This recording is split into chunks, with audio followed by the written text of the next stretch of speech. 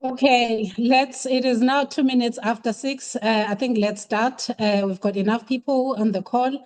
Thank you and welcome everyone and good evening once more. My name is Njabulo Pamela Xaba. I am the co-founder and chairperson of Inspired Growth NPC. And it's truly a pleasure to welcome you to our monthly masterclass series. And we're just really excited because being towards the end of the month, at least the third week of March, we are so excited and confident that we are going to close the month with a bang. And I see some familiar names as well. So we're really hoping to have quite an exciting session. So to everyone joining us today, the leaders, the HR practitioners, the entrepreneurs, founders, executives, and of course, people champions, we really thank you for choosing to spend the next 90 minutes with us. So, and just a bit of context, really Inspired Growth was founded with a very clear purpose, which is to create spaces where leadership development, where career mobility and inclusive growth can flourish. Because we don't operate in isolation, we're always looking for more African voices, more international and global voices from like-minded communities that can join us and share knowledge and collaborate and continue to build a truly global community. And we are just really excited because we believe that people and culture are not soft topics. They are the hard infrastructure, in my view, at least, they are the hard infrastructure of every successful organization. Because when organizations get people and culture right, there are probably like four things that happen.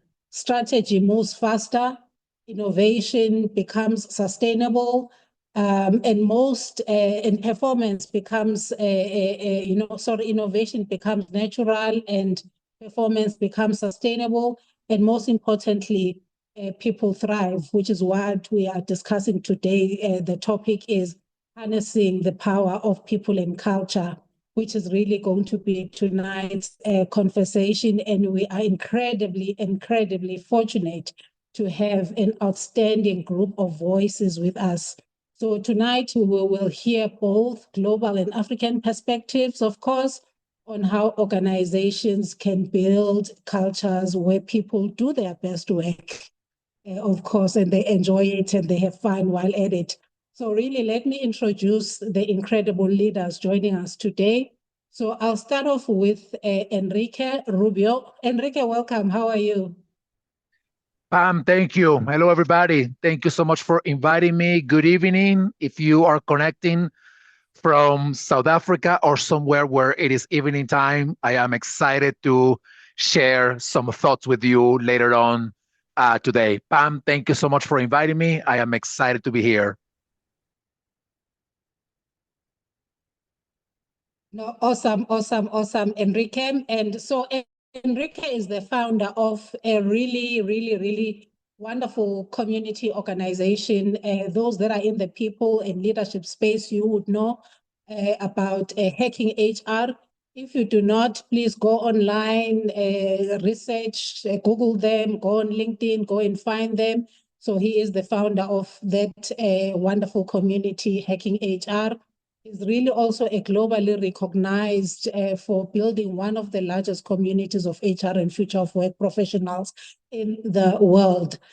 So through Hacking HR, he has connected hundreds of thousands of people leaders globally to rethink the way organizations approach work, approach leadership, technology, and talent. So we are incredibly proud that Inspired Growth has recently also entered into a partnership with Hacking HR.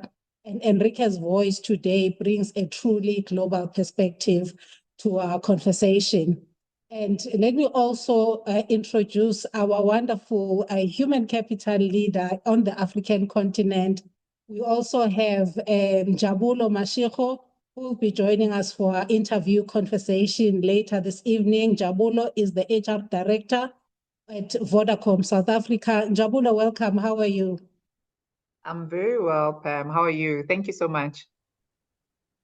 I'm excited. I'm excited to have both of you. You know, when I was thinking about these ideas, then how can I get a very influential African people leader as well as a global thought leader in one platform on one day? And here we are. So thank you so much to both of you for being so gracious. And Njabulo is really also a respected leader in the people and culture space.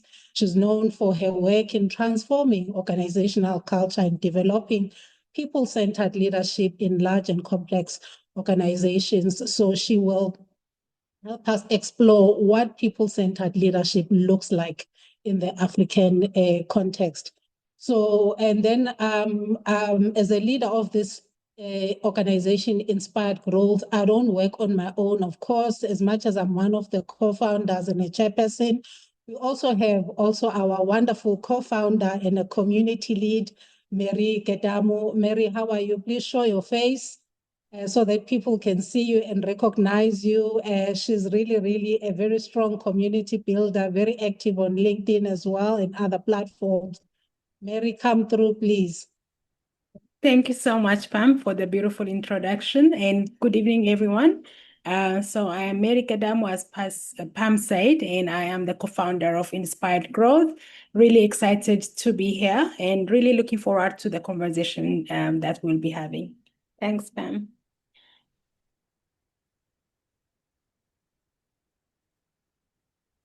Thank you so much. So let me now then hand over to you, Enrique.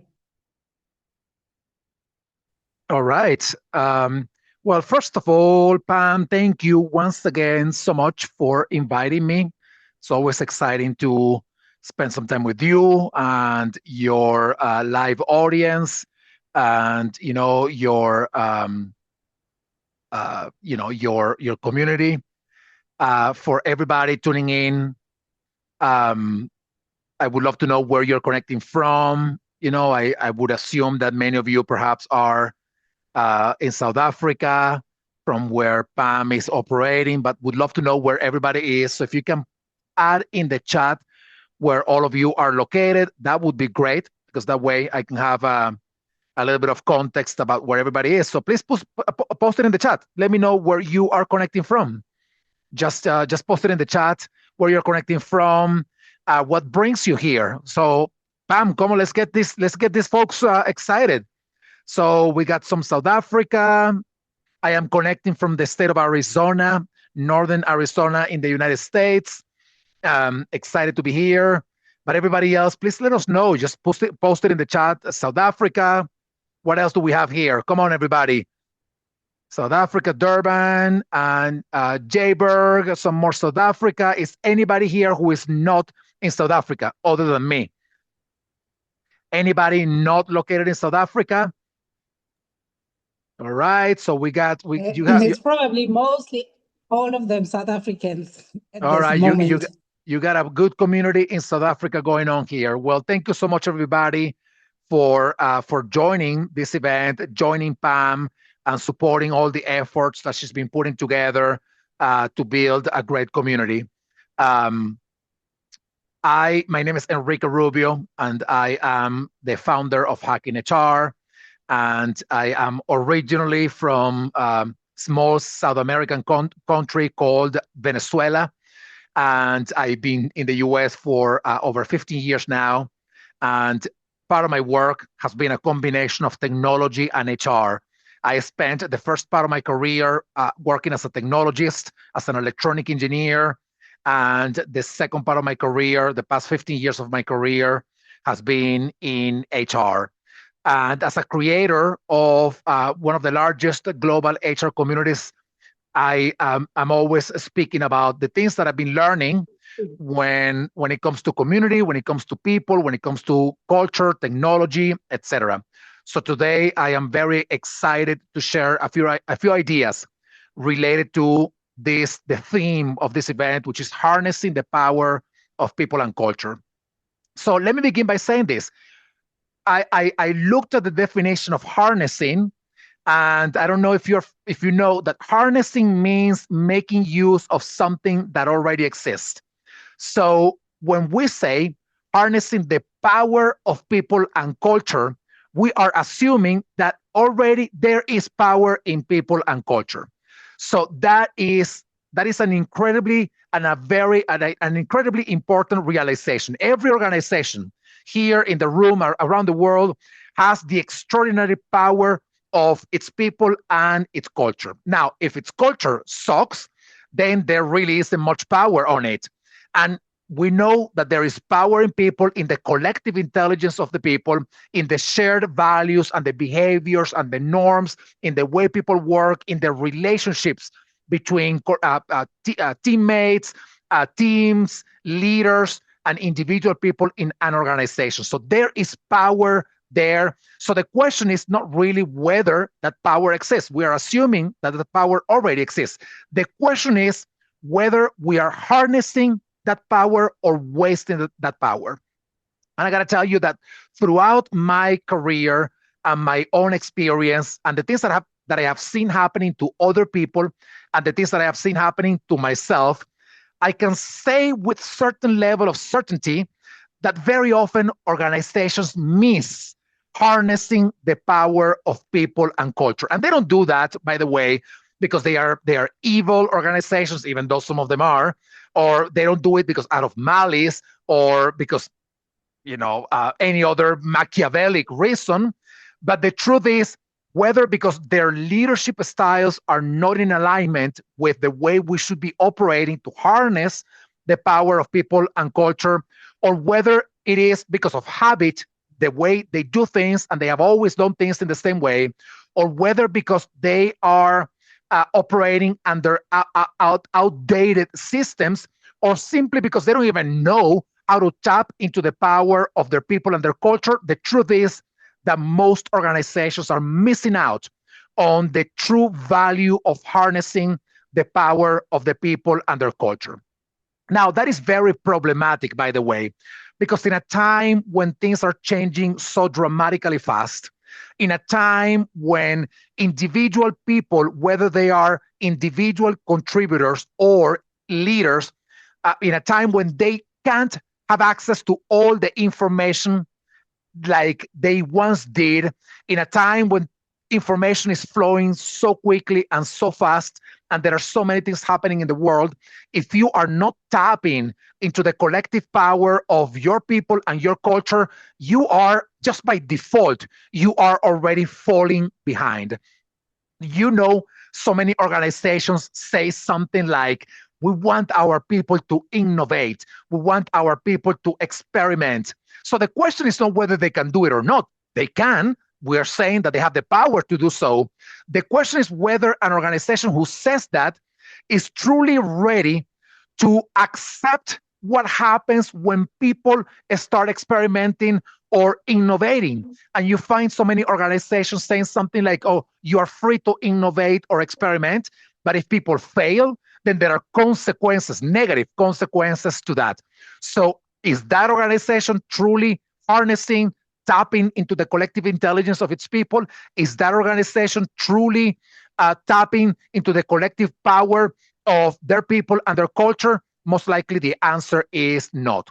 But once again, right now, there has never been a more powerful time to tap into the collective intelligence of your people, into the power of your culture, to resolve some of the things that are happening to most organizations, some of the complex problems that organizations are dealing with, and to explore more opportunities. But you can only do that if you truly are harnessing that existing power that has been waiting for a long time to be unleashed, to be released. I want to say a few things on how you can do that. And then I'm going to open this up for any questions that you may have. So people and culture, let me begin here. People and culture are not the soft part of an organization. I am so sick of hearing that. Whenever somebody says, culture is the soft part of an organization, learning how to collaborate, how to provide an environment of psychological safety, how to lead with kindness and empathy so that our people can truly be who they are supposed to be in that organization. Those are soft skills. And I am so sick of hearing that, because it is to learn how to use a technical system. Yes, you have to go through some learning curve. But once you learn it, then that's it. You have learned it and you are mastering the art of using that system. But you know what is hard? Hard is to be able to collaborate with people effectively, to be able to create an environment where they are psychologically safe to be who they really are and to come to work with the full diversity of their talents. That is very hard to do. So therefore, when we talk about people and culture and everything that is related to that, we are not talking about soft skills. We're actually talking about the very operating system of your organization. Your culture, your values, your norms, the way people work with each other, they are not like what you say on LinkedIn or a poster in a wall in the office. They are the operating system that is allowing the organization to operate in whatever way it does every day. Culture, people determine how fast organizations can go, how decisions are made, how innovation can actually happen, how the strategy gets executed, and how you can keep your best people in your organization. So you cannot, listen to this is going to be one of the key takeaways from this conversation. You cannot harness the true power of people and culture until you move on from the idea that these are soft skills and you reach the belief and the idea that they are the infrastructure powering the way your organization works. People and culture power the way your organization works. They are the infrastructure that makes everything happen. Happen. So if you do not tap into that power, into the power of your people and your culture, no matter how much you have a leader saying we have to do this, no matter how much you post, the billboards on the wall saying we believe in psychological safety, it doesn't matter in how many training programs you invest in. You got to begin by believing that the power of people and culture, and that they are the infrastructure that allows your organization to operate in this very strange, very chaotic, very volatile world. The second thing that I want, so number one, people and culture are the operating system, the infrastructure of your organization. Now, let me move on to my second insight for this conversation when we're talking about harnessing the power of people and culture. Treating culture as a one-time program or as an investment that you do once you find out that engagement is low, that employee experience are low, or that your best performers are leaving. Treating culture as a program instead of a practice, a day-to-day practice in your organization, is a significant mistake. So this is what I see every day, and I see this so often. And I have worked in organizations that have operated in this way. An organization, runs an engagement survey, if they do it at all, by the way. And many of them, the ones who do it, they do it like once a year or once every couple of years. And I don't even know how the heck they think they will get any positive outcomes out of that. But the ones that do it, and the ones that do it on an often basis, they run an engagement survey and they get back some concerning results. So what happens after? What has traditionally happened when an organization releases an engagement survey, gets the result? I'm going to tell you the things that I have observed to be the most common things that happen. Number one, they remain quiet about the results if the results are not good. They don't say, you probably have been here, by the way, they don't say, our culture sucks. We don't have a good culture in this company and we have to do something about that. What they do is say something like 99% of the people completed the survey, as if that was an interesting measure to determine whether you have a great culture or not. So number one, they make the mistakes of thinking that vanity metrics are what determine whether you have a good culture or not. The second thing that they very often do is that they launch workshops, value campaigns, new KPIs, and new competencies, and six months later, 1 year later, everything has remained exactly the same. And the reason for that is very, very simple. The reason for that is because culture is not a program. Culture is not something that you do for 1 month because the results of your survey, of your engagement survey, sucked. Culture is the addition of the everyday decisions, the everyday behaviors, the everyday ways in which the organization and everybody in it, not just the leaders, but everybody in it make on a day-to-day basis. So who gets promoted? That is culture. What is tolerated? That is culture. What is celebrated? That is culture. What happens when somebody makes a mistake? What does the manager of that person do when somebody makes a mistake? That is culture. Whether people feel free to speak up or not, that is culture. So you don't have the culture that you are aspiring to get after you run a program. You have the culture that you actually allow to happen and build every day. So the second insight when we think about harnessing the power of people and culture is that you have to treat culture as an everyday practice, as the DNA of your organization, and not one thing that you do just because you get poor results. Let me give you one example of this. If you go to December the 31st and you say, my New Year resolution is to go to the gym and be healthier, and you go to the gym only one day, it doesn't matter that you say that you want to be healthier if you're going to the gym only one day. That's not going to make a difference. That is a one-day program that does not run the entirety of your being, of your identity. The same thing happens in an organization. So number two, culture is not a one-time program. It is the practice, the way the organization behaves, through all the tiny interactions that it has every day with everybody in the organization. One thing that I want to add here, and I know that I have like 3 or 4 minutes left, one thing that is very, very important to consider here. We generally think that it is the leaders who are setting up the tone of the culture in the organization. And that is true, by the way. If you have leaders who are awful people, then you're going to get awful behaviors down the road, because everybody else will say, if that is allowed up there, that's the way I'm going to behave. But very often you have leaders that are trying to set the right tone for the organization. But if that tone is not cascaded down in behaviors, in everyday behaviors, then culture doesn't exist either. So it is the addition of everyday actions by the leaders and by everybody else. So if you want your leaders to behave with kindness, with compassion, with empathy, and provide safety for the people in your organization, no matter if you're the intern or the owner of the universe, then you have to behave in that way. You can't expect others to behave differently if you're not behaving that way. The third insight that I want to share with you today, very briefly, we are all thinking about AI today. And everybody's now AI, everything is AI. Well, AI will make us powerful, faster, more efficient, more productive. It will solve complex problems that we have. But AI is not enough. We need community, like this conversation, but we need communities inside every organization as well. So right now, every organization is racing to implement AI. And that race, by the way, is very real and very necessary in this day and age of technology. But so don't slow down when you're thinking about technology. But here is what you need to consider.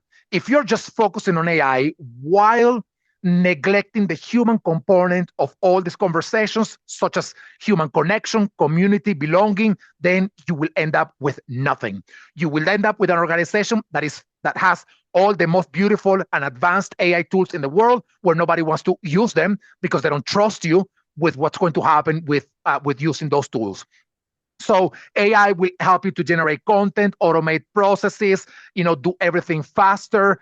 But the truth is that AI will not do anything to build trust between people. AI cannot create on its own psychological safety. You can use AI to analyze the results of an engagement survey or a psychological safety survey. But the truth is that AI will not solve those problems. Those problems are solved by the humans. So the third insight that I want you to walk away with is this.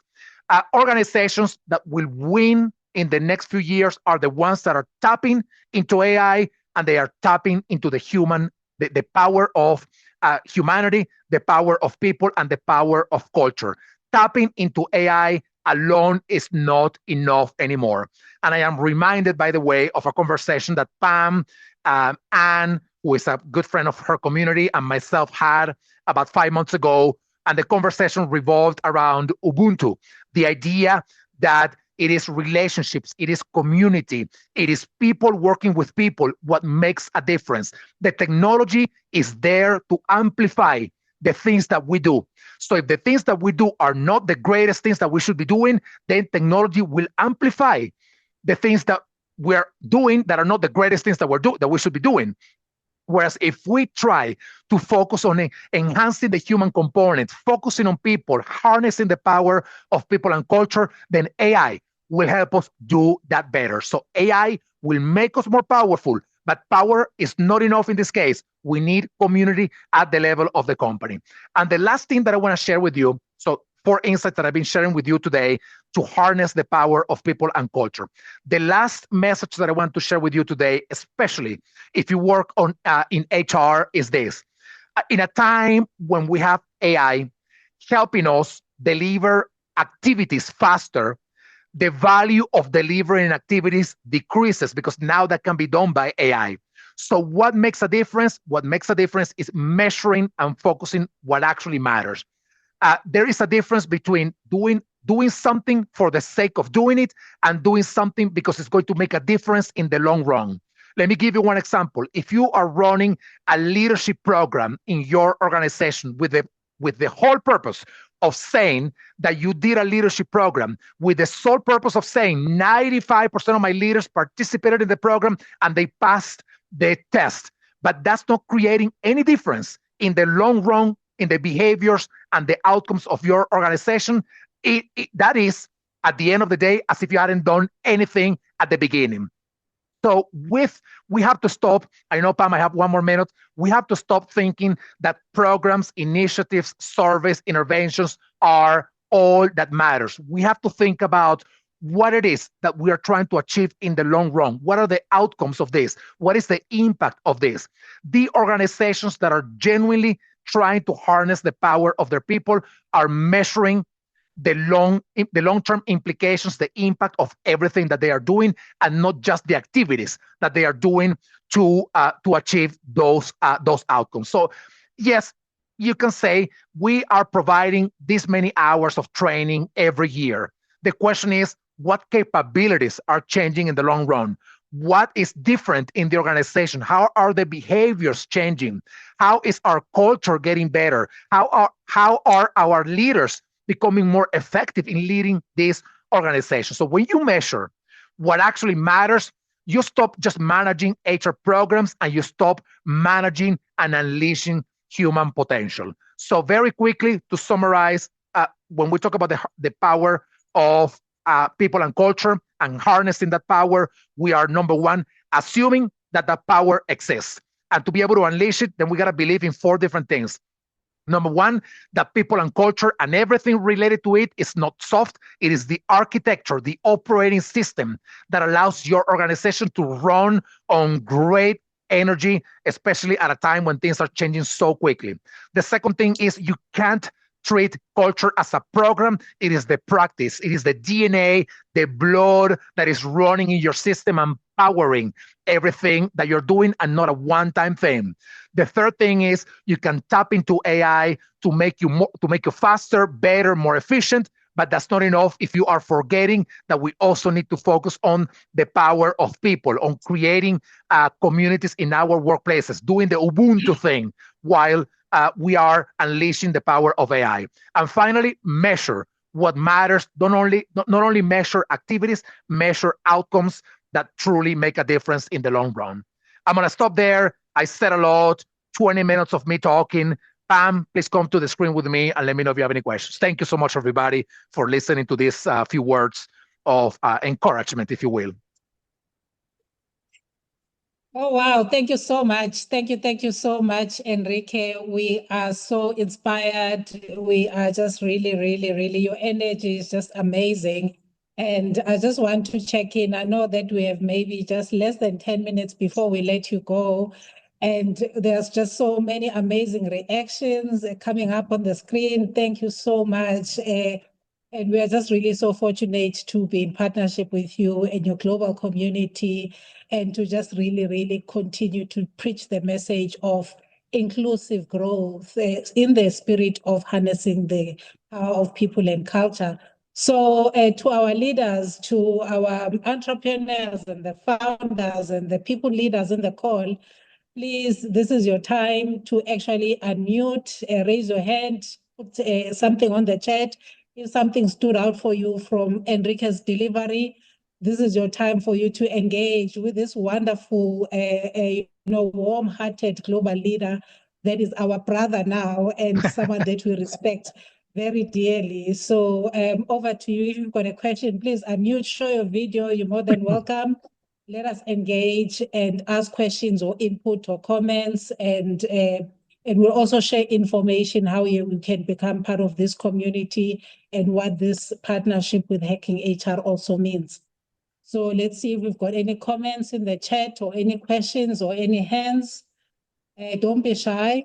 This is just really the first of many to follow human capital focused masterclasses that we'll be doing on a monthly basis to just really bring in African people leaders as well as global thought leaders on one platform for knowledge sharing, for collaboration, for networking, and to build community. So let's see if we've got, if not, I'm just really going to put someone on the spot. But we've got because we can, and there's nothing wrong with that, right? But we've got Wanda in the chat. Wanda, welcome. Thank you so much. You're also welcome to unmute and elaborate on the question that you have posed here. But Wanda is saying that where do we fit in transformation, diversity in South Africa to harness culture? Is it always a sensitive topic? So I will also rely on Njabulo to also come in from a South African context and assist with this question. But maybe let's hear from you, Enrique, just in terms of your thoughts around diversity in a global context. And then maybe Njabulo, you can add when it comes to transformation and diversity in the South African context. Maybe I can quickly just say that let me give you the example here in the US, right, where our government, which you all know, who is leading, has pretty much declared a war against diversity, inclusion, and belonging for reasons that I can't understand, other than trying to have a scapegoat for the problems that they can't solve. But when you look at all the data across the board, every piece of data that you can look at, it tells you that organizations that have diversity, and I'm not just talking about race, ethnicity, gender orientation, and identity. I am talking about diversity of thinking, diversity of backgrounds, diversity of ideas, diversity of generations. Every organization that has that level of diversity always performs better than the ones that don't. Every organization across the board, you can read any book that you want. You can look at any research that you want to look at in the world, and it will tell you that the most important aspect that people need in a workplace to be able to unleash their true power is psychological safety, which belongs to the conversation of diversity, equity, belonging, and inclusion. So without diversity, you get sameness in the thinking and in the ways you're operating. Without psychological safety, you don't get the true power of people and culture. And organizations that don't have this always perform worse than those who actually do. So it is very, very clear through research, through data, that diversity, inclusion, equity, and belonging those organizations that embrace these principles will always outperform the ones that don't. So it is, Njabulo, I'm going with you in 1 second, but it is sufficient just to say, look at the data, look at our competitors to see whether they have this or not, and whether they are outperforming us or not. And if the answer is yes, then that gives you a clear clue about the power of diversity, equity, inclusion, belonging, and psychological safety. And Njabulo, please go ahead.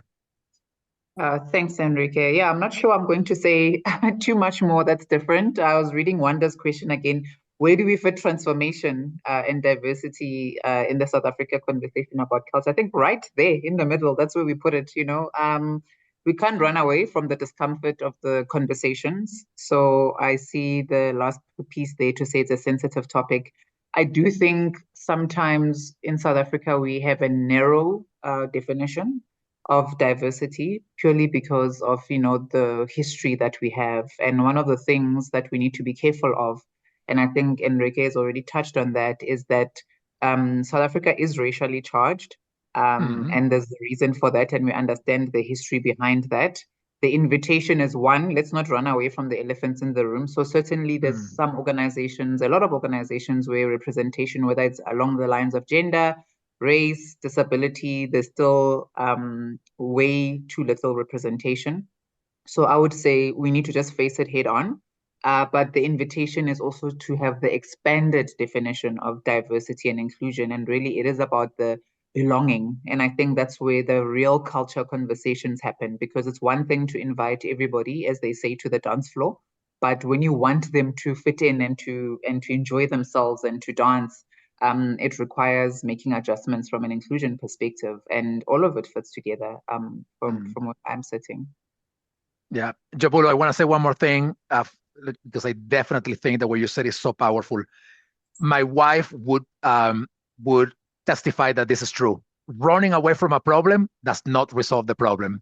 Like we know, that ignoring a problem, running away from it, pretending that it's not existing, it's not a strategy. It may be a way to pretend that it's not there, and maybe for a while it's going to be okay. But believe us, believe me, at a personal level, at an organizational level, at a country level, at a global level, pretending that the problems that we have do not exist is not a strategy to solve them. It is just a way to postpone the pain of having to head on, like Njabulo said, having to head on, face them, and resolve them. And that will require, by the way, and I don't pretend to be, to know the specifics of the sensitive conversations happening in South Africa, but to go head on into a conversation that is sensitive does not mean that it's going to be easy, right? These conversations are difficult, they are hard, but if you don't have them now, you're just postponing the problem, and it's going to get worse. So all this to say that if you want to create psychological safety in the workplace, you got to bring your people together and have the difficult conversations. So I want to say one more thing, and I know I'm up on time, but I don't know if you've heard of this, right? But I come from a country where, the political landscape has been incredibly difficult in the past 26 years. And I remember when I was younger, before these 26 years, I remember people saying, you don't talk about politics with family and friends. And I believe that. I believe, yes, we don't talk about politics with family and friends because, it's sensitive. And now, as a middle-aged man, I'm thinking, what a mistake that was. You have to talk about these things with respect and kindness and compassion, but you have to talk about the difficult things. Because if you ignore or pretend that the problems that we have do not exist, look what happens further down the road. Things get worse. So I'm not saying that you will talk about politics in your organization, but if you know that there are aspects that are threatening or actively dismantling psychological safety in the workplace, and you believe that not talking about them will make the problem go away, so talk about psychological safety, talk about the hard things with family, friends, and in the workplace, because it's the only thing that head on will make us solve these issues.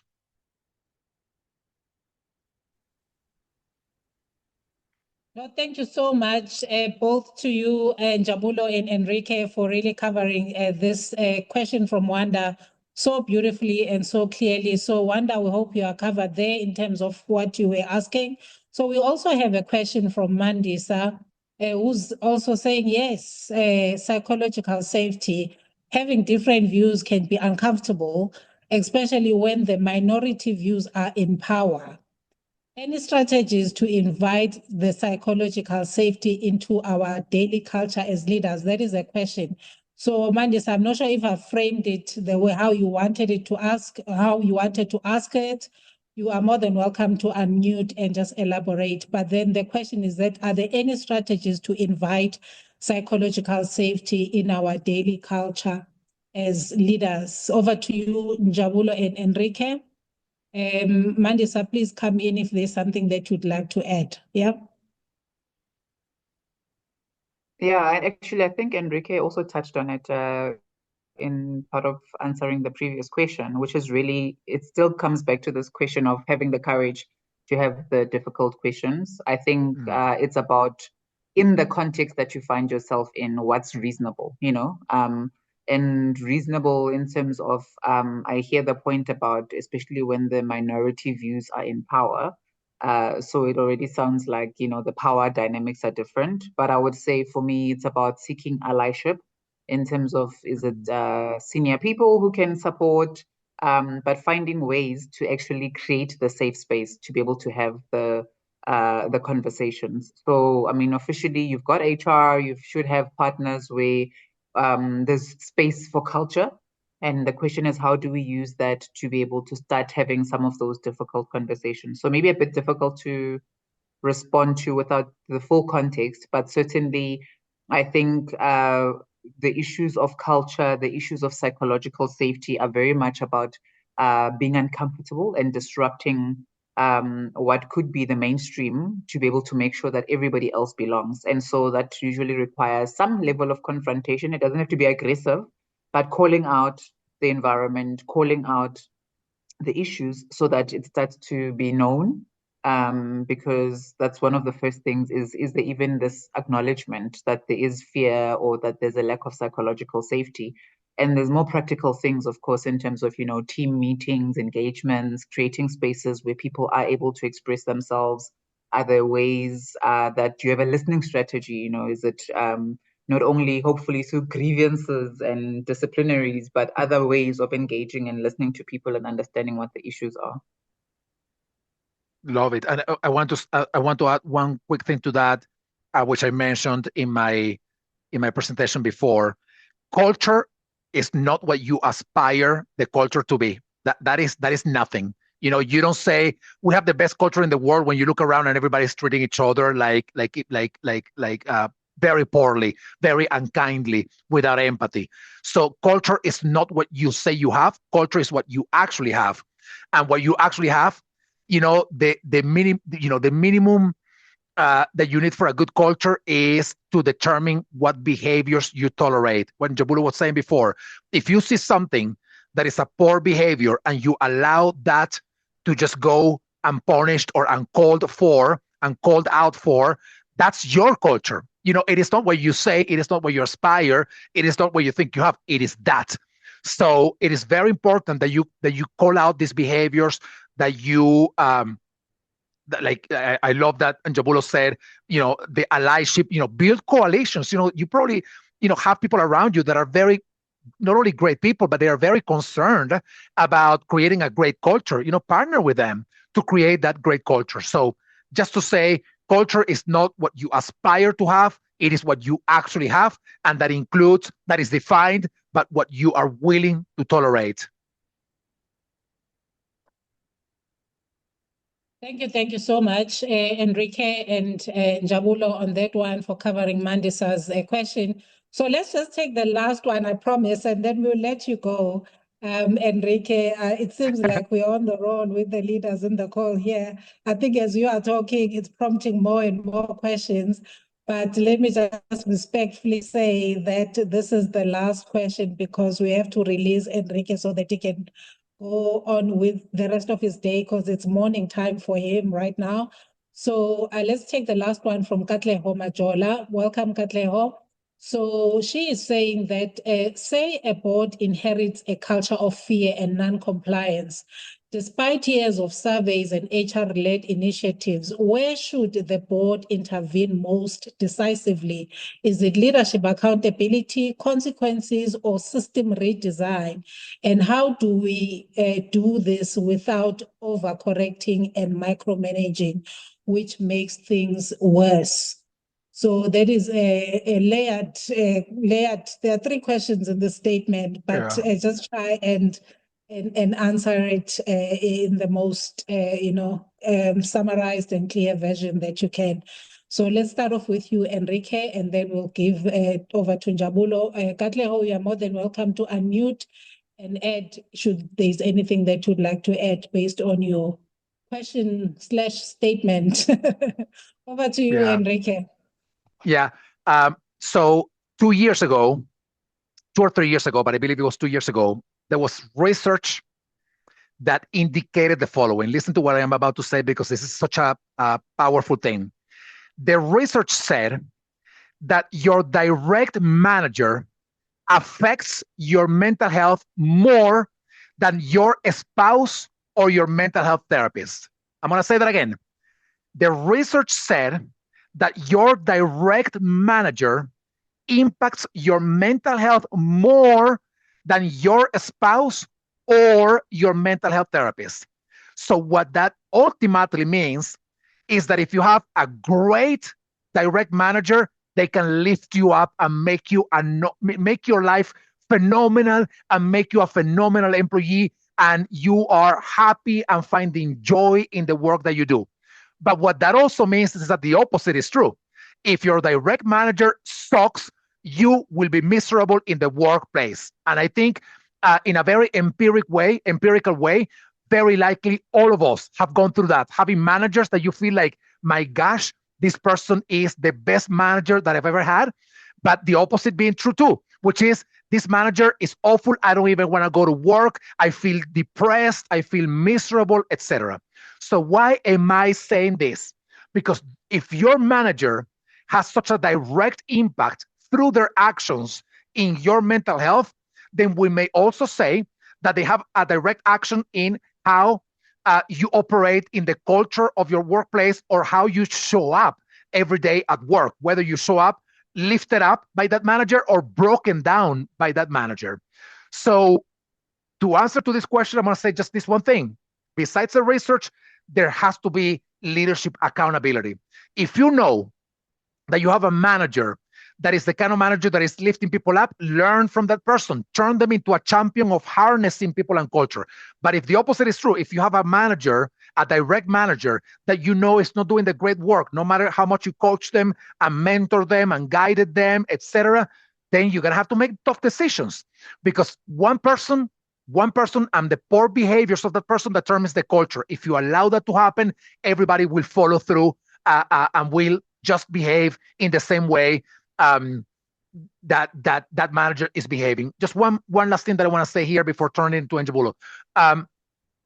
There was, and please don't quote me on this because I can't remember the source of the research. I know that I read it maybe 5 or more years ago.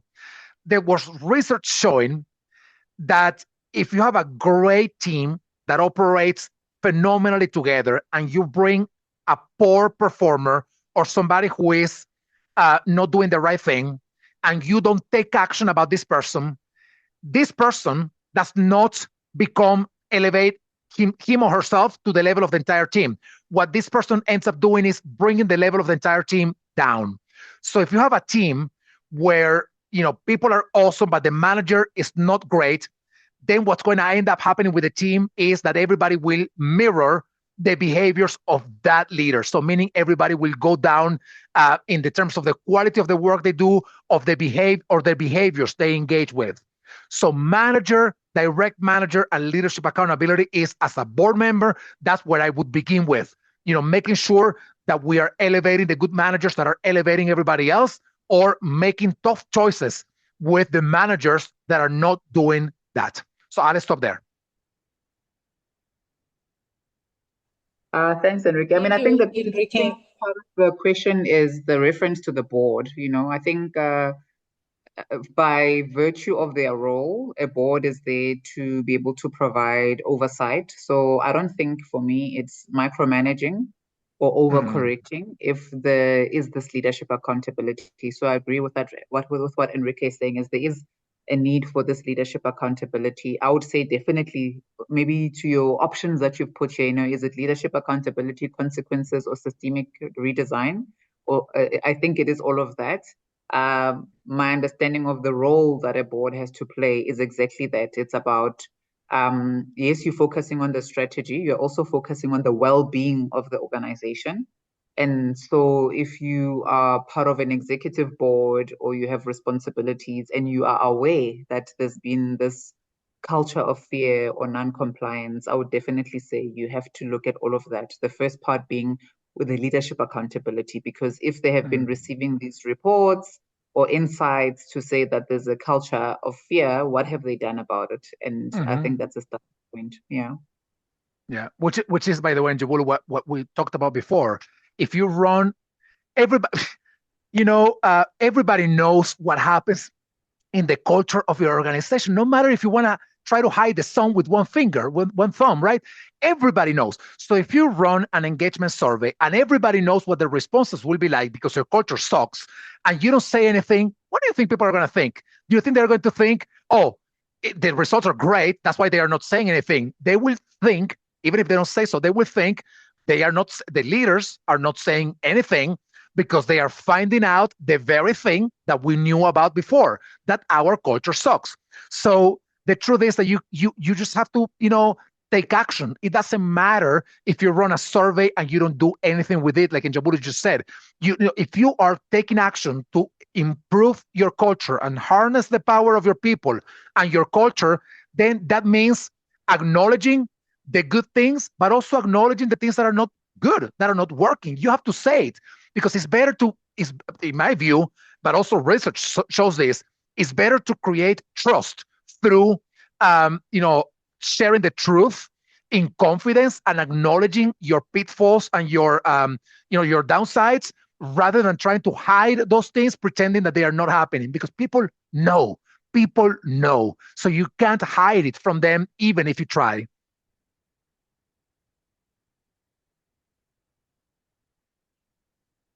Thank you so much. And we really, really have to let you go, Enrique, but let's Yes, close thank you. this segment with a comment in the chat from, you're not required to respond, but we just want to acknowledge Carol's comment in the chat, where she is saying, I appreciate the insight on the bottom up and lateral influence being as important as top down. Everyone ultimately sets the tone and can shift culture. Thank you so much for that insight, Carol. A long time. How are you? It's good to see you here, Carol. So with that, let us release Enrique. But before we release Enrique, if you will allow me to just take a picture of this screen. So we are very active on our socials. We are on LinkedIn, we are on Facebook, we are on Instagram, we are on TikTok as Inspired Growth. So it will just really be a sin if we do not capture this moment. So you are more than welcome. Right now on the screen, I can see the videos myself, Njabulo and Enrique. So please, if you are comfortable, you are more than welcome to put your video on for this picture moment that will sit on our LinkedIn page and other socials, because really, really, this is a much needed discussion. So anyone that is comfortable to share their video, their screen, show their face, please do so in the count of 1, 2, 3, 4, and I am now taking the picture of this wonderful group of leaders and executives and entrepreneurs and founders that have joined us today. It is just really, really so awesome and heartwarming to see. The picture is taken. Enrique, you are more than welcome to exit the call, and we thank you for your time. And we will continue with the session, and I will reach out to you sometime next week. Thank you so much. Thank you, everybody. Have a good evening. Thank you so much. Thank you. So on that note, the call is not over. We are here until 7:30. So in the next 20 minutes, thank you so much, everyone, for your engagement. It was just really, really so heartwarming. And it's just really lovely to see everyone. So let's get on to a quick interview, 20-minute interview with Njabulo. So I'm going to put my video off so that Njabulo can be on screen the entire time. So Njabulo, please do come in. For those that do not know you, I know that we introduced you briefly when we started the call, but can you just maybe 2 minutes introduce yourself, anything that you are comfortable to share, and we will then get into the interview. Over to you. Thank you. Yeah, my name is Njabulo Mashigo. I've been in HR for ever and ever, or what feels like forever and ever. 24 years to be precise. And the last 5 years, I've been with Vodacom South Africa, where I'm the HR director. And what else can I say about myself? I'm very passionate about people and culture. So that's why I've also agreed to be part of this conversation. It's one of the things which also in my organization, but generally as a practitioner, even in other organizations and certainly outside of work, it's one of my passion points in terms of how do we deal with issues of diversity, inclusion, belonging, culture. And I think really expanding the understanding of what culture is really about. I think we got a good intro already from Enrique. Yeah, and I'm looking forward to this conversation where we can unpack that even further. No, awesome. So let's go for it. Without really wasting time. And thank you so much again for donating your time to this noble cause with the topic, harnessing the power of people and culture.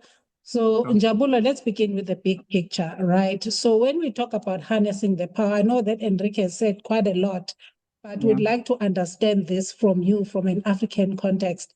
So when we talk about harnessing the power of people and culture in Africa, what does that mean to you?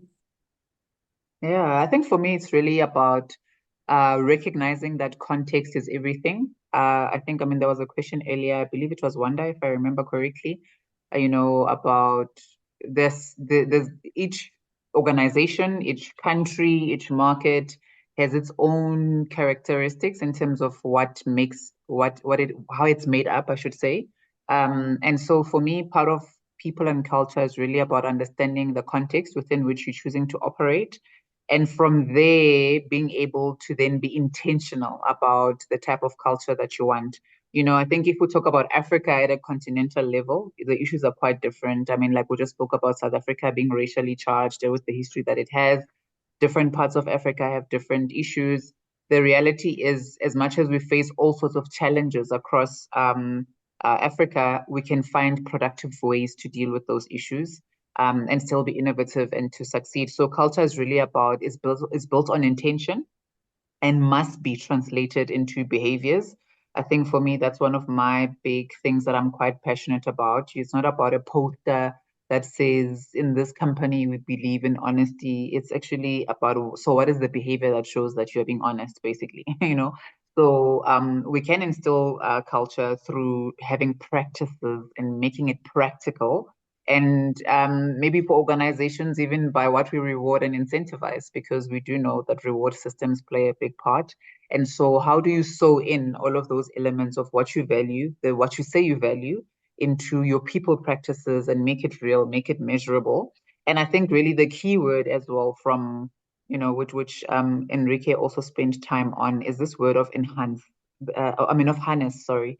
Harness, he gave the official definition of what it means to harness, but in that as well, it suggests intentionality. The people agenda and culture in particular involves making a lot of choices, meaning that I'm going to do this and not do that. It's about driving an agenda. So what are those choices? What is that intentionality? And so Africa has unique constraints, but also we have unique solutions and ways in which solutions can emerge. And so it's very much about how do we shift away from stereotypes, appreciate the context within which we need to operate, so that we start to show what are the things that make us unique from an African perspective and bring that into our culture agenda. No, thank you so much for unpacking this one, Njabulo. So let's build on it, because I think many organizations still rely on leadership models imported from other parts of the world. So from your experience, what are the unique strengths of African leadership approaches when it comes to building people-centered cultures? Yeah. I think many organizations still definitely rely on old imported leadership models, and there's room for both. So I also don't think we need to reinvent the wheel if we can learn from Western cultures or European, etc. But there's definitely also stark differences. I think we've seen, and I think a lot of Africans, we tend to comment about, oh, we've moved away from our culture because we're starting to see some more westernized traits. A good example would be, being individualistic versus being more networked or community based. That's a clear example. It tends to be that the Western or European culture is more individualistic. I would say Africa, the community, the sense of community and being networked is definitely much more sewn into cultural, who we are culturally.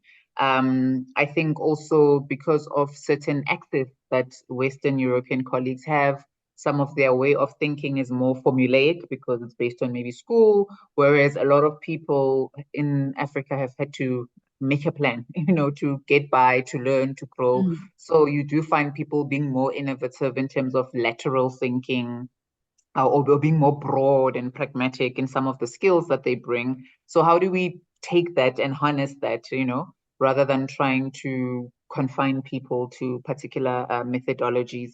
And I just think, as I say, for me, there's nothing wrong with, because we do live even in South Africa or Africa for that matter, you've got multinationals. There is going to be influence from an overall global perspective. But it's how do we make sure that we create the room and the space for this diversity that we talk about, this community sense, this Ubuntu that we talk about, and build it into how we then run our people processes. Everything from, when we talk about talent identification and development, what models are we using? How are we creating new models that maybe don't exist, in terms of saying, if you can spot latent potential in your talent, how do you start to create room for experiments and maybe move away from some of the traditional ways of looking at things? So I think those are some of the things that come to mind when I think about, imported leadership models. I think, as I say, there is room for both. I think it's quite important as well to say, when you do look at leadership models, what is it that they're calling out? Because again, for me, if you can translate it into behaviors, competencies, and align that to your vision, your mission, and what it is that you say that you want to drive, then you sometimes find that you could borrow some aspects of it. But it's quite important that we also bring the dynamism that comes with it, with Africa.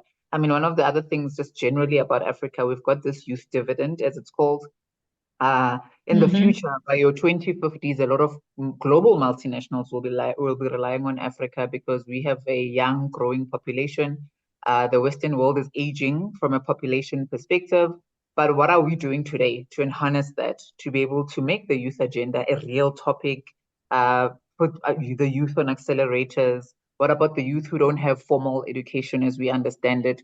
How are we as corporates partnering to be able to create capability that can be turned into skills, competencies, and growth within organizations? So these are all some of the things which I think are unique to Africa, besides some of the other things that, I think we've touched on in terms of community. What does it mean to have respect for other dignities, but still holding people accountable? Because I think that's also a debate I hear a lot, to say, yes, it's about community. Yes, we care about people, but we also want accountability. And I think you can have both. And I think if you look at traditional African culture, there's room for both. But how do we bring that into our organizations and the way that we have those conversations? Thank you so much, Njabulo. Indeed, you do come with a wealth of wisdom and experience in this field. So let's get into our second last question, and then we'll open Q&A just in case we miss someone. So let's just tap into organizational culture, because culture is often talked about, but rarely intentionally built, So what are the 2 or 3 practical ways leaders can actively shape a culture within their organizations? Yeah, definitely you have to be intentional about it. I think I like that there's that word in your question already. And I think Enrique touched on it. I mean, I don't know how his particular phrasing was, but as much as you call out what you want, you also need to call out what you don't want. And that's a big part of building culture. And that's a big part of intentionality. So if you say we're about X, and then you start to see Y coming across, even if it's a micro behavior, you say, nope, that goes against our culture. That's the one thing, is to be super clear about what you want, what you say you're about, and then call out anything that opposes that. But just in terms of just some practical ways to actively shape the culture, I think the one is this inclusion and belonging agenda. And I'll touch on that because even the question earlier from Wanda, I think we do know that there's diversity and inclusion issues are real issues. Some practical ways that, for me, I've seen organizations shift when it comes to that particular topic has been, for example, with co-creating culture, having employee network groups. So whether it's employee network groups focused on the youth, people living with disabilities, women, if you're it's LGBT plus community, because that firstly creates a level of ownership for the people who are interested parties and who want to see the culture thrive in that particular aspect. They get given space to be able to come together as a community, but also we work within the realities and the constraints of the organization, because at the end of the day, organizations also operate within systems. But that's a really practical one. Documenting lived experiences and then translating that into actions. For me, I've seen that shift cultures. I've been in processes where, we say, what are the lived experiences of women in this organization? What are the lived experiences of people who live with disabilities? It can be a very heart-wrenching process, because once you ask and people tell you, one, it makes you responsible to say, well, you've asked, now what are you going to do with this information? It can be, I say, horrific in the sense that, sometimes we have a sense of what it could be like for people, if it's people living with disabilities or people from a minority group. But once you engage them and you say, let's document your lived experience, can you see yourself growing here? Can you see yourself moving? And they say no, because XYZ. That becomes an action list. That becomes now something that's practical to say, how do we shift the culture to make it easier for people to belong and for people to actually believe what we say we're about? So that's another example. But also solving for our own timber, whether that's in relation to skills. So a lot of the times you'll hear people say, there's a skills shortage, the education system is not doing enough, but what can we do to supplement that? Because the reality is there's only a limited pool of people, but we can build a culture of learning. We can build a culture of reskilling. We can build a culture of creating that clarity in the organization that we're an extension of the communities that we're a part of. So those are just some of the things. And one of the things I say with culture, you need the hard and the soft measures, hard as in, sometimes people don't like things like quotas when it comes to representation because it's too hard coded. Are people just tokens? But you do need hard measures. If you have a gender issue, how many women do we have today in senior roles? And how many do you want to have this time next year? And then next year after that? If you don't measure it, you don't know whether you're progressing or not. So you have to have hard measures.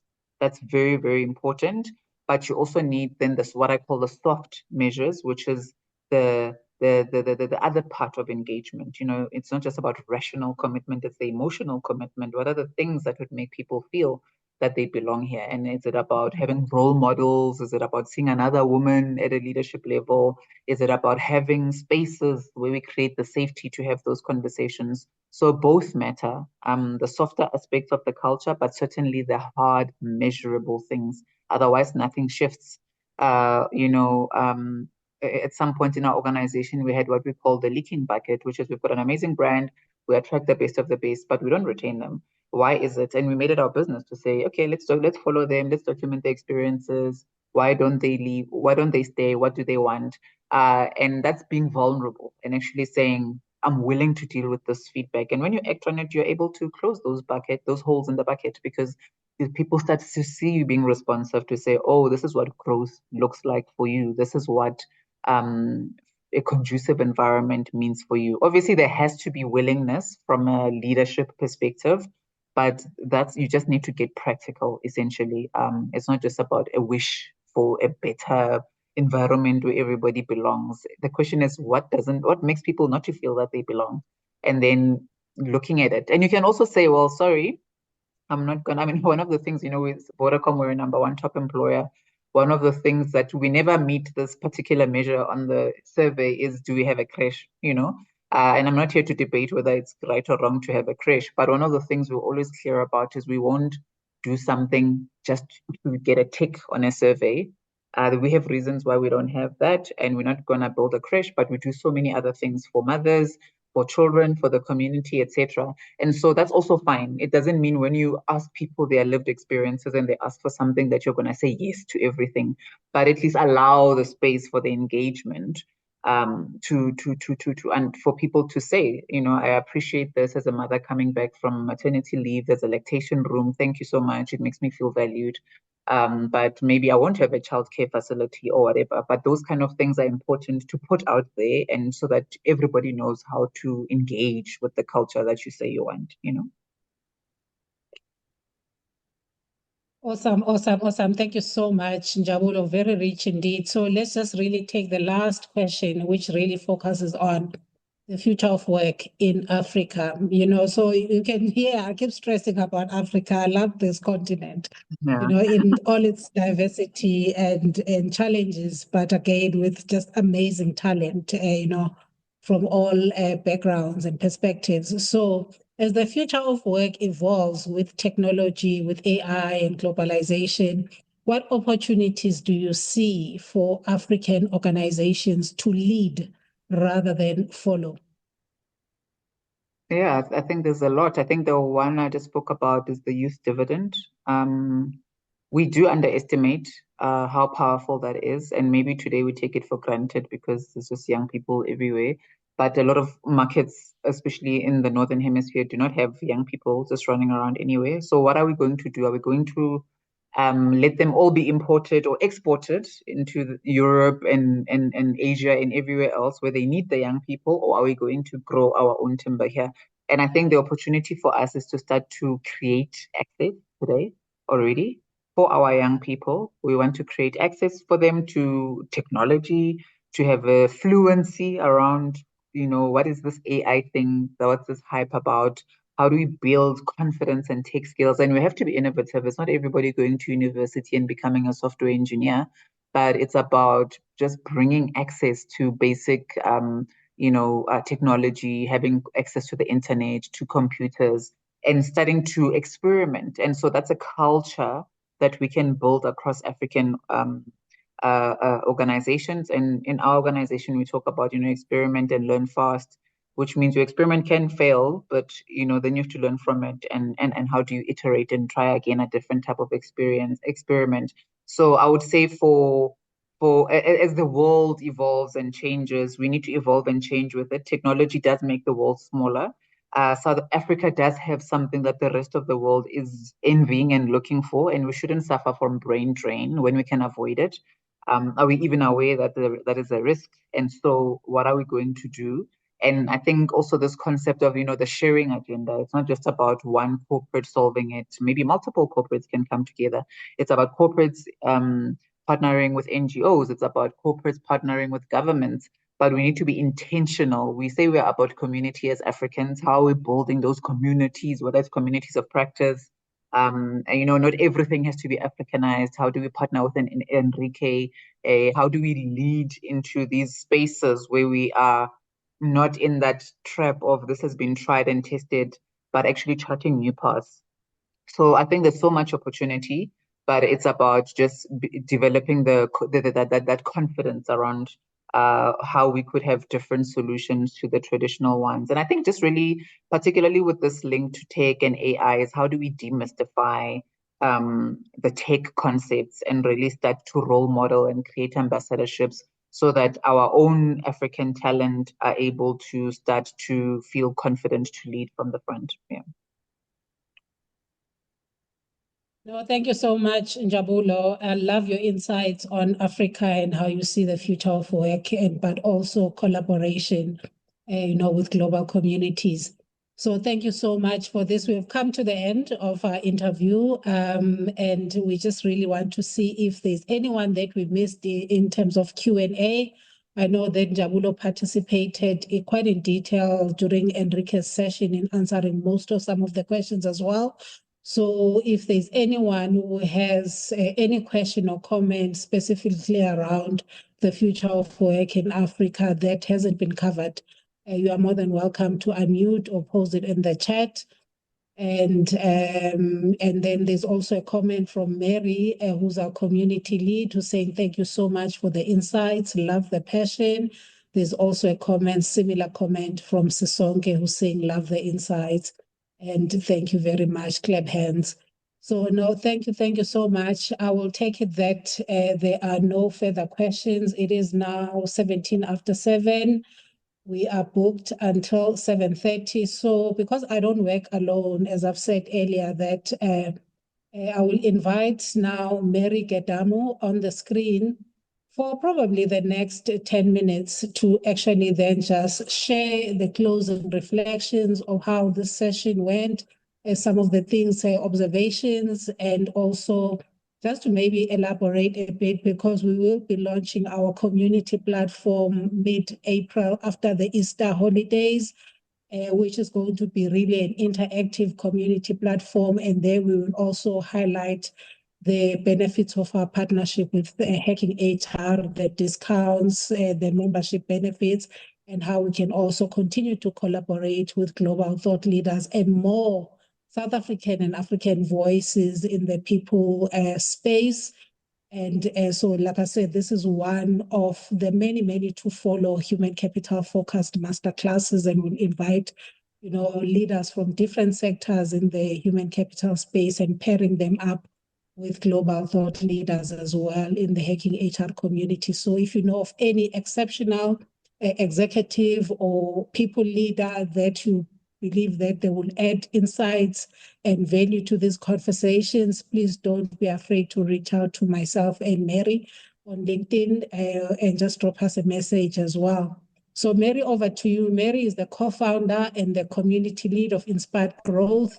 So over to you for closing reflections. Okay, thank you so much, Pam. Can you hear me? Yes, can hear you. All right. Thank you. Wow, what a powerful session. I'm really feeling inspired this evening. I'll be definitely listening to this recording, Pam. I hope it will be uploaded on YouTube. I'll be listening to it again and again because it was very powerful. And quickly want to say thank you to Enrique and Njabulo for such great insights and for the depths you have brought into this conversation around people and culture. I know Enrique had to leave, but his passion around the topic of, people and culture is just amazing, really inspiring. He gave us a lot to think about this evening. I think I'm not going to repeat everything that was said this evening, but a few takeaways to recap. I think the first one that really stood out for me is that organizations already have the talent, they have the ideas, and they have capability within their people.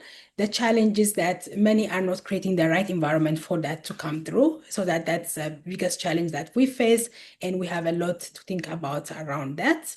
I think the second one is that culture is not a once-off thing. It's not a program or something that you fix once and then just move on. It's something that happens every single day. How we treat people, what we allow, and what we tolerate, and what we celebrate.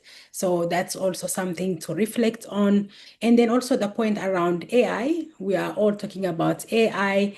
And then also how it's important to be human. Yes, AI is important and things are moving so fast, but we don't want to lose the human side, the relationships, the trust that we build, and that sense of community.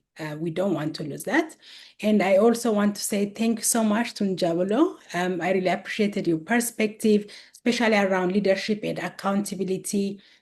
I think the point that really stayed with me is that how much impact one person can have on culture, whether it's positive or negative. So if poor behavior is allowed, it's not going to stay isolated, it's going to spread. So also giving us that African perspective and the power of community, that was very, very beautiful. And I also want to say, I think the emphasis on community, that's why we are here this evening, because we do believe in the power of community and we do want to continue the conversation. And hence, I would like to encourage everyone to please keep, joining these monthly master classes and then also join and become a member so that we can stay connected and then we can also solve problems that we face in the HR space or workspace and in our community as a community, not in isolation. So yeah, I found it very powerful and thank you so much again. I know that we don't have much time, so I'm not going to take like another 10 minutes. No, that is fine. Thank you so much, Mary. So I think my network is acting up. So if you don't mind, let me keep my video off for now. But I would like to also just stress that, we've got a board of advisors that work with us, an advisory board at Inspired Growth, about in total 14 individuals, including myself and Mary. And I can see some of them in the call. So I will know that they will not mind if I put them on the spot for them to just unmute, show their videos, and just introduce themselves because, they are also the brains behind the success of this Inspired Growth organization by donating their time and giving us advice as well in terms of how to navigate the space. So I'll start off with Kantha. I can see Kantha, I can see Paula, I can see Simi. I'm not sure if there's anyone else I'm missing from our advisory board. But let's start off with you, Kantha, just your key takeaways, 2 minutes, and then we'll move over to Simi, and then we'll go with Paula, and then we will close the call. Maybe some last parting words from Njabulo, and then we close the call. So Kantha, over to you, ma'am. Hi, Pam. Thanks so much, Jess, for putting me in the spotlight. I did join a little bit late. I had a previous engagement, but caught the tail end of Enrique, and got most of what Njabulo said, and everything she says resonates. I like the focus on Africa, and yeah, I just think that we need more of these sort of conversations because it just illuminates what sits out there and the way in which we can contribute and what we can do in our own spaces to make things work. So thanks once again for a valuable conversation and for bringing the right people on to have to share their experiences with us. Thank you so much. Thank you so much, Kantha. And let's hear from our wonderful Simi Pillay. Thank you so much, Pam. I'm not going to put my video off because Okay. I have a connectivity issue, but this has been such a valuable, wealthy, session in terms of all the information that has been shared. Starting from taking responsibility for the culture within the organization. If we want kindness, we must give kindness. And the kind of surveys that has been suggested about the experiences of persons, employees at the workplace and how it can be responded to. And honesty, the role of honesty and calling out certain behaviors without aggression is really important. So I think there's just so much that was said. I can't fully sum it up, but it has been nicely summed up. Thank you so much for this session. Awesome. Thank you so much, Simi. Thank you for your time. We really appreciate you. And I also saw Paula. Paula, over to you. Yeah, thank you. It's always great to attend these sessions and just hear the different perspectives and the insights and the wisdom that is shared. And so very grateful to have attended it and definitely given me some food for thought to think about. Thank you. No, and thank you so much to our leaders. And it's time to close the call. So Njabulo, do you have any parting words in the 2 minutes? We actually have 4 minutes, but you can just take 2 minutes to just closing short, and we will then close. The call is being recorded. We've got a YouTube channel So we'll upload it on our YouTube channel. We'll also share some images on our LinkedIn page after this. So when you see that post about this gathering, please do comment, give feedback. Let's just create FOMO because we can. Make comments, how great the session was. Because it was great. You said so yourselves. But over to Yeah, you, definitely Njabulo. was So great. Yeah, before thank you. I start preaching. Well, it is good to give yourself positive feedback. It was a great session. I think, I'll keep my last words, I think, quite short. So firstly, again, thank you for inviting me onto the platform. I'm always grateful when there's more of us out there who are advocating for creating, safe spaces and cultures that are healthy across organizations or wherever we find ourselves. I think, I'll just really end with, just reminding everyone of that key word, which was in the title for today, which is harness, and harnessing those cultures that we want requires intentionality. So culture is built on intention, and it must be translated into behaviors and practices that you can measure. And I think that's really the key message that I would like to leave, because we have too many of those messages that are on a poster, but how do we measure it? How do we instill it? How do we call out things that oppose the culture and the behaviors that we say we want? Thank you.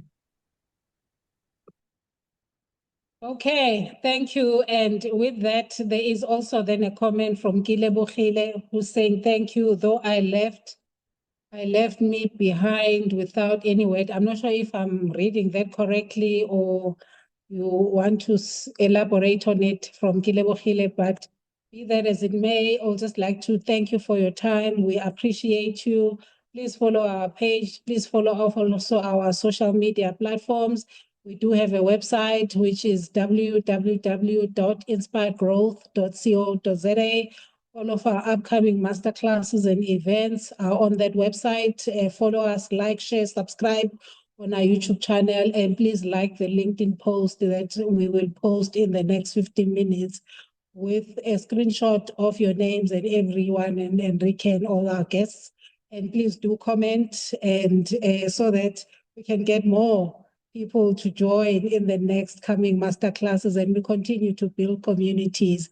And in case we don't talk again, I know that we are approaching the Easter season for those that celebrate Easter. So please do be safe, and until we talk again in a month's time. Thank you so much for your time.